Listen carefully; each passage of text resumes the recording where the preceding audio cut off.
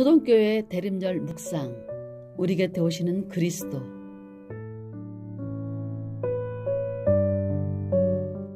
교회 여러분 안녕하십니까? 12월 1일 수요일 대림절 묵상입니다.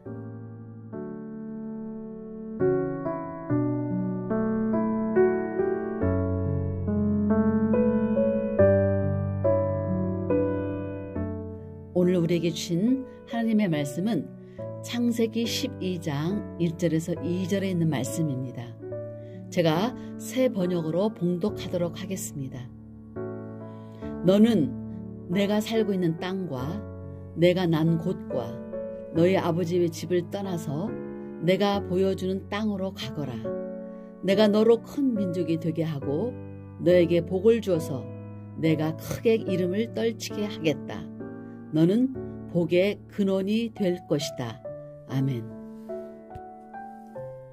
그의 이름은 아브람이었습니다. 그런데 부름을 바꿔 난 후 아브라함이 되었습니다. 이것은 무엇을 말하는 것일까요? 먼저 아브람에서 아브는 아버지라는 뜻입니다. 그리고 람은 높다는 뜻이지요.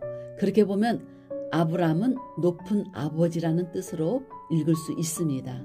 높은 사람, 지엄하신 분, 어르신, 그런 아버지입니다.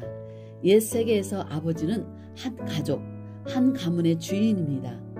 가족 중에 가장 높은 사람, 가부장이지요. 이 가족 공동체를 확장하면 사회가 되고 더 넓히면 나라가 됩니다. 왕은 백성의 아버지라고 불리지요. 이렇게 보면 아브람은 그냥 단순한 이름이 아니라 높은 권위와 권력을 가진 지배자의 이름인 것입니다.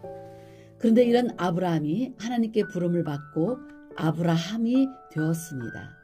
하나님께서는 왜 이름을 바꾸셨을까요? 그 이유가 17장 5절에 나옵니다. 내가 너를 여러 민족의 아버지로 만들었으니 이제부터는 너의 이름이 아브라함이 아니라 아브라함이다.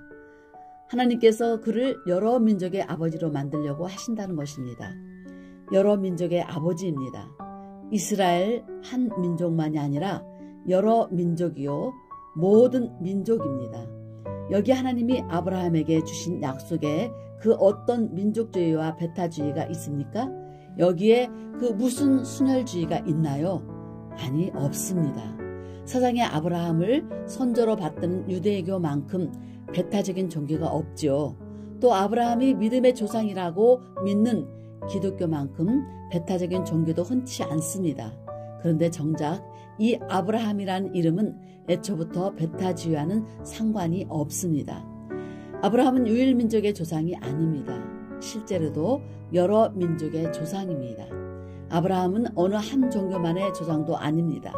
실제로도 아브라함은 여러 종교의 조상입니다. 아브라함은 모든 민족의 아버지의 이름입니다. 그런데 모든 민족의 아버지가 되려면 무엇이 필요할까요? 서로 다른 여러 민족을 지배하려면 높이 올라가야 하지 않을까요? 강력한 힘과 지고한 권위를 가져야 하지 않을까요? 신의 반열에까지 올라간 황제라야 모든 민족의 아버지가 되는 게 아닐까요? 그렇다면 높은 아버지라는 이름, 아브라함이라는 이름이 저격 아닐까요? 그런데 아니랍니다. 아브라함이라는 이름은 무엇을 말하고 있습니까? 여러 민족의 아버지에게 가장 필요한 것은 힘이 아니라 긍휼함, 곧 사랑이라는 것입니다. 라함이라는 말이 바로 긍휼하다라는 뜻이지요. 마치 생명을 품어 지키는 어머니의 태 같은 사랑입니다. 우리는 참으로 긍휼하신 분을 한 분 알고 있지요. 바로 하나님입니다. 우리 하나님은 긍휼하신 아버지이십니다. 아브라함은 긍휼하신 하나님을 닮은 사람의 이름입니다. 우리는 오늘 아브라함의 후손으로 오시는 분을 기다립니다. 아멘. 이 시간 이 말씀을 묵상하며 함께 기도하도록 하겠습니다. 주님, 아브라함이 부름을 받고 떠난 것처럼 우리도 모든 갈등과 분열, 차별과 폭력으로부터 떠나게 하소서.